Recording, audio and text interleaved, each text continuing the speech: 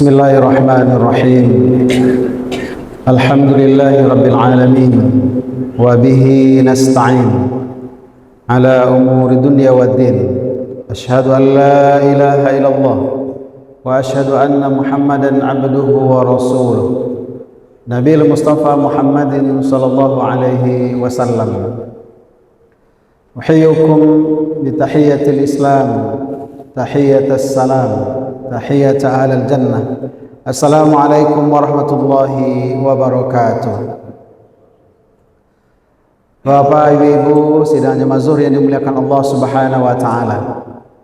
Kita memuji bersyukur ya Allah, Zat yang senantiasa melimpahkan rahmat dan karunia-Nya kepada kita bersama. Salawat dan salam juga kita doakan kepada Allah semoga tercurah kepada junjungan kita yakni Nabi besar Muhammad sallallahu alaihi wasallam. Kajian zuhur kita pada hari ini kita tadaburi bersama-sama firman Allah Subhanahu wa taala yang terdapat dalam surat Al-Hadid surat ke-57 ayat 20 sampai 21. Allah berfirman, A'udzu billahi minasyaitonir rajim. Bismillahirrahmanirrahim.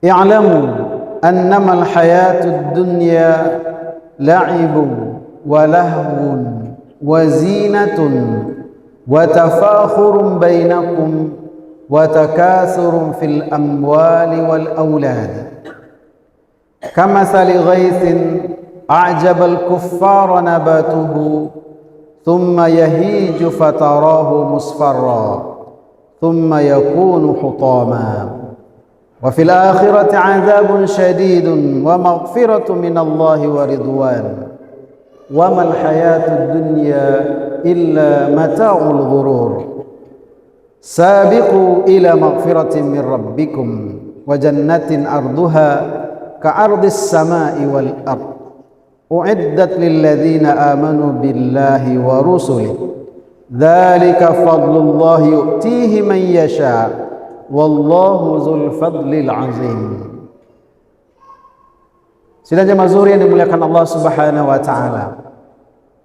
Dua ayat ini kalau kita baca terjemahannya dengan pendekatan tadabbur, kita baca terjemahannya secara pelan-pelan, lalu kita resapi, kita jiwai, sesungguhnya itu sudah cukup untuk kita mendapatkan ibrah, pelajaran dari dua ayat ini yang menjelaskan tentang tahapan-tahapan atau fase-fase yang sudah kita lalui dan mungkin fase keempat atau kelima yang akan kita temui.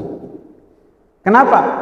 Karena ayat ini secara lugas, secara tegas menjelaskan tentang 5 fase kehidupan manusia. Dan ini tidak bisa dibantah karena ini adalah firman Allah yang mutlak kebenarannya, dan ini adalah sunnatullah yang tidak bisa kita lawan, tetapi kita harus tunduk patuh mengikuti tahapan-tahapan atau fase-fase yang sudah Allah tetapkan itu. Allah berfirman, i'lamu annamal hayatud dunya, ketahuilah oleh kalian, hanya sesungguhnya, berarti batasannya sudah jelas dari Allah Subhanahu wa taala. Hanya sesungguhnya kehidupan dunia itu 5 tahapannya. Apa yang 5 itu? Yang pertama, la'ibun, fase tahapan bermain-main.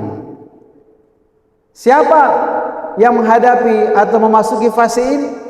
Yaitulah anak-anak. Kita yang hadir hari ini misalnya paling 2 atau 3 orang yang sedang berada di fase ini. Dari 0 tahun sampai 7, 8 atau 10 tahun paling lama. Itulah fase pertama dan kita sudah melewatinya. Fase bermain-main. Yang namanya anak-anak pasti bermain-main. Nah, kalau seandainya kita paham ini adalah fase yang sedang dilalui oleh anak-anak kita, maka tidak sewajarnya kita emosi, kita memarahi anak-anak kita. Kenapa? Karena mereka sedang berada di fase itu, fase bermain-main. Fase kedua kata Allah Subhanahu wa taala, lahwun, senda gurau, bercanda. Di usia berapa? Ya, usia 8, 9 atau 10 tahun sampai 15 atau 20 tahun paling lama. Itulah usia anak-anak yang merangkak remaja, mumayyiz atau balik. Kerja mereka bergurau. Ada sesuatu yang lucu, ketawa terbahak-bahak. Tidak ada yang lucu, dibuat semakin lucu supaya ada keluar ketawa, canda, gurauan. Itulah fase kedua. Dan itu pun kita sudah melewatinya. Atau kalau masih ada pada fase ini mungkin baru tinggal 2 atau 3 orang. Lalu fase ketiganya kata Allah Subhanahu wa taala, wazina. Fase sukanya berhias, sukanya mendandani diri. Dan ini berlaku untuk laki-laki ataupun perempuan. Usia 17 atau 20 tahun paling lambat sampai usia 30 paling lambat. Di usia ini kita laki-laki punya ketergantungan yang sangat tinggi yang namanya sisir. Rambut kita sudah rapi, sudah disisir di rumah. Tapi ketika melihat cermin kaca ingin bersisir lagi. Lihat kaca spion bersisir juga. Perempuan apalagi di usia ini yang ada dalam tas mereka adalah make up, bedak dan segala macamnya. Usia berhias, ingin melihatkan kegantengan, ingin memperlihatkan kecantikan. Sudah rapi pun dilihat lagi berulang-ulang. Itulah fase ketiga. Dan saya juga yakin kita mungkin mayoritasnya sudah melewati fase ketiga ini.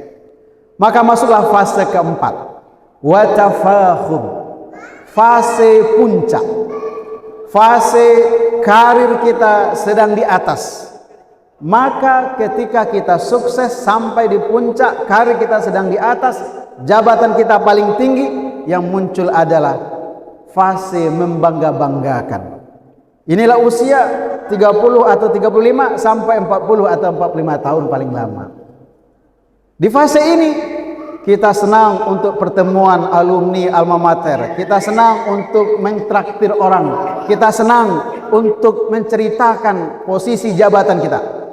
Bahkan, nauzubillah min dzalik, kadang muncul keangkuhan, kadang muncul kesombongan.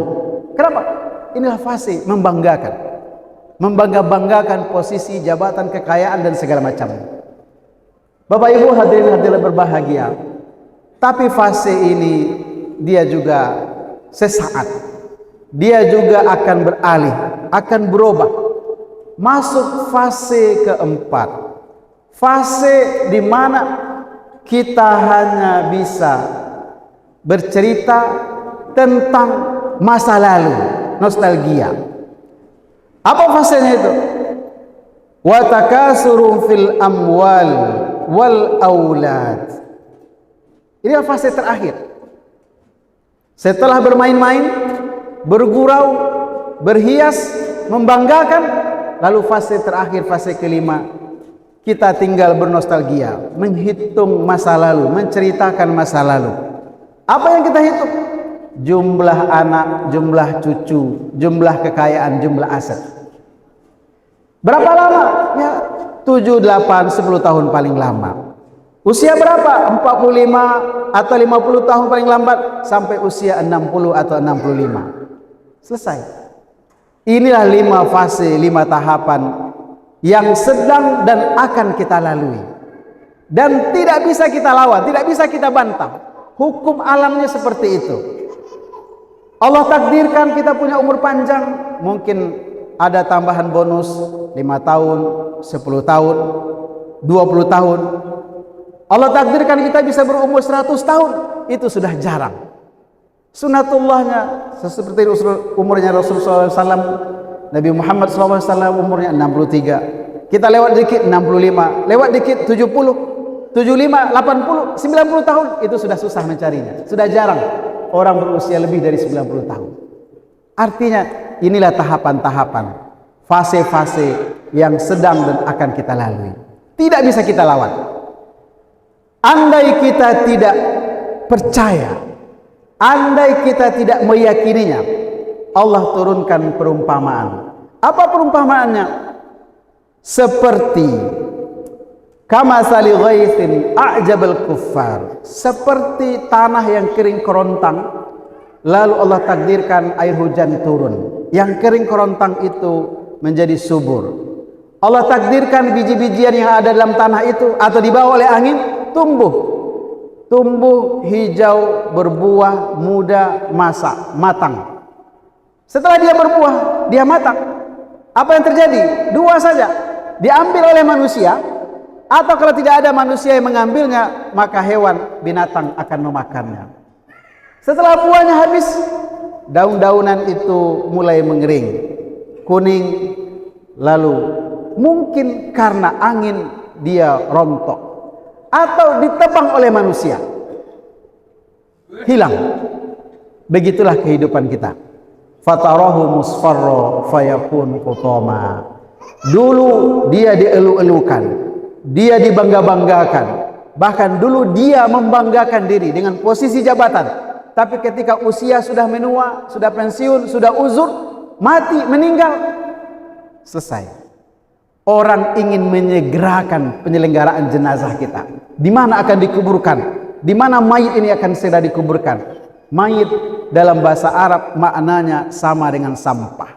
Tidak ada orang yang paling kita cintai, orang yang paling kita sayangi berkenan mau berlama-lama dengan jenazah atau mayat kita. Itulah kehidupan. Oleh karenanya kata Allah Subhanahu wa taala, kalau kita meyakini tahapan-tahapan kehidupan ini dan nanti di akhirat hanya ada dua jalan saja, surga atau neraka, azab Allah atau rahmat Allah dan ridhonya, maka kata Allah, sabiqu ila maghfiratin min rabbikum, bersegeralah menuju ampunan Allah Subhanahu wa taala. Kapan dan di mana saja, pastikan kita dalam kondisi berzikir, ingat kepada Allah Subhanahu wa taala. Bahwa kita butuh sosial media, bahwa kita butuh HP, bahwa kita butuh hiburan, itu manusiawi. Tetapi yang lebih utama adalah waktu-waktu kita yang tersisa ini kita isi dengan zikir, dengan tahlil, dengan tahmid, dengan istighfar kepada Allah Subhanahu wa taala. Sehingga kapan, di mana saja, dalam kondisi apa saja, ketika kita dipanggil oleh Allah, kita dalam siap siaga menghadapi kematian karena kita sedang dekat taat kepada Allah Subhanahu wa taala. Fa'tabiru ya ulil absar la'allakum turhamun. Billahi taufiq wal hidayah. Assalamualaikum warahmatullahi wabarakatuh.